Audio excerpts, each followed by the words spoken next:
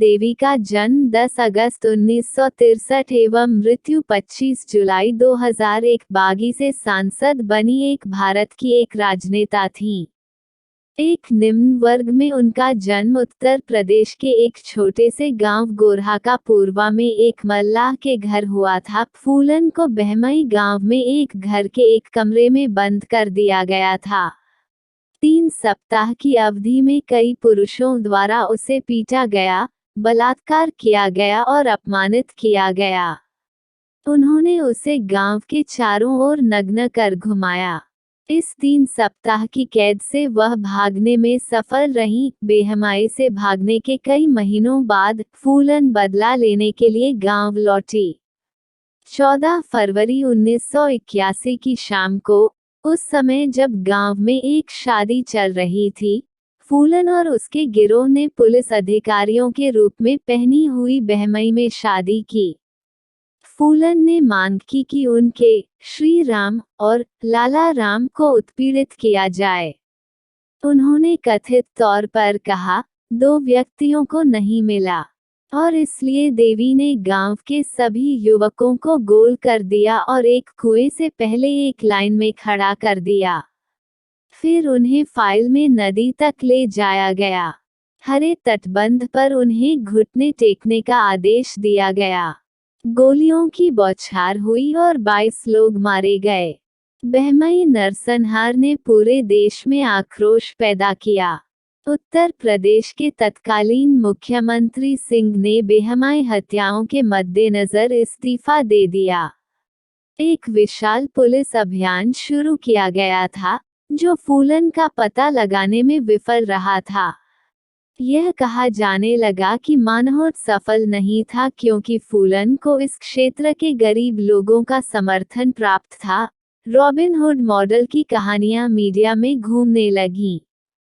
फूलन को bandit queen कहा जाने लगा और उसे भारतीय मीडिया के वर्गों द्वारा एक निडर और अदम्य महिला के रूप में महिमामंडित किया गया, जो दुनिया में जीवित रहने के लिए संघर्ष कर रही थी। आत्मसमर्पण और जेल की अवधि बहमई नरसंहार के 2 साल बाद भी पुलिस ने फूलन को नहीं पकड़ा था। इंदिरा गांधी सरकार ने आत्मसमर्पण पर बातचीत करने का फैसला किया। इस समय तक फूलन की तबीयत खराब थी और उसके गिरोह के अधिकांश सदस्य मर चुके थे। कुछ पुलिस के हाथों मारे गए थे, कुछ अन्य प्रतिद्वंद्वी गिरोह के हाथों मारे गए थे। फरवरी 1983 में वह अधिकारियों को आत्मसमर्पण करने के लिए सहमत हुई। हालांकि उसने कहा कि उसे उत्तर प्रदेश पुलिस पर भरोसा नहीं है और उसने जोर देकर कहा कि वो केवल मध्य प्रदेश पुलिस के सामने आत्मसमर्पण करेगी।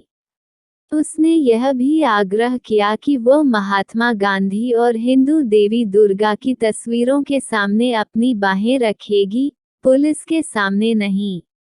उसने 4 और शर्तें रखीं।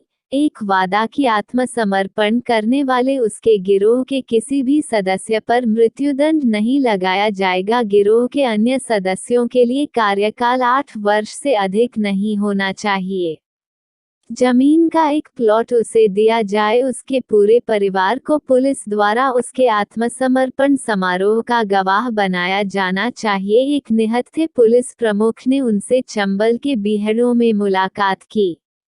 उन्होंने मध्य प्रदेश के भिंड की यात्रा की, जहां उन्होंने गांधी और देवी दुर्गा के चित्रों के समक्ष अपनी राइफल रखी। दर्शकों में मध्य प्रदेश के तत्कालीन मुख्यमंत्री अर्जुन सिंह के अलावा लगभग 10,000 लोग और 300 पुलिसकर्मी शामिल थे। उसके गिरोह के अन्य सदस्यों ने भी उसी समय उसके साथ आत्मसमर्पण कर दिया। डकैती, दस्यु और अपहरण के 30 आरोपों सहित फूलन पर 48 अपराधों का आरोप लगाया गया था। उसके मुकदमे को 11 साल की देरी हो गई। इस दौरान वह एक उपक्रम के रूप में जेल में रहा। इस अवधि के दौरान उन्हें डिम्ब ग्रंथि अल्सर के लिए ऑपरेशन किया गया और एक हिस्टेरेक्टोमी से गुजरना पड़ा। अस्पताल के डॉक्टर ने कथित तौर पर मजाक में कहा कि हम फूलन देवी को अधिक फूलन देवी नहीं बनाना चाहते हैं। अंत में उसे निषाद समुदाय के नेता विशंभर प्रसाद निषाद, नाविकों और मछुआरों के मल्लाह समुदाय का दूसरा नाम के हस्तक्षेप के बाद 1994 में पैरोल पर रिहा किया गया था।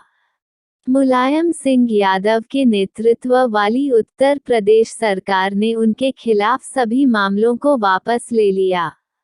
इस कदम ने पूरे भारत में सदमे की लहर भेज दी और सार्वजनिक चर्चा और विवाद का विषय बन गया। आमतौर पर फूलन देवी को डकैत के रूप में रॉबिनहुड की तरह गरीबों का पैरोकार समझा जाता था।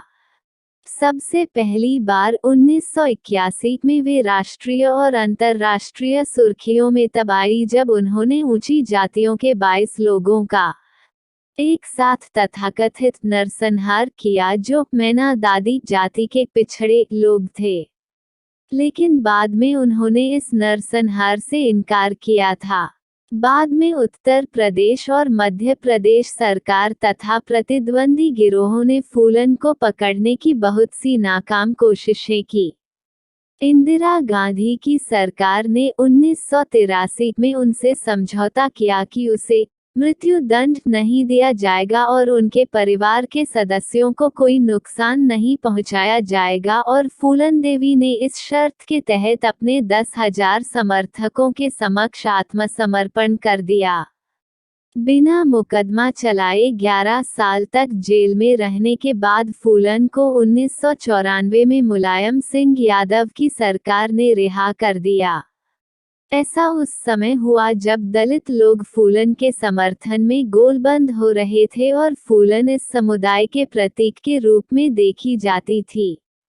फूलन ने अपनी रिहाई के बौद्ध धर्म में अपना धर्मांतरण किया। 1996 में फूलन ने उत्तर प्रदेश के मिर्जापुर सीट से लोकसभा चुनाव जीता और वह संसद तक पहुंची। 25 जुलाई सन 2001 को दिल्ली में उनके आवास पर फूलन की हत्या कर दी गई। उसके परिवार में सिर्फ उसके पति उमेद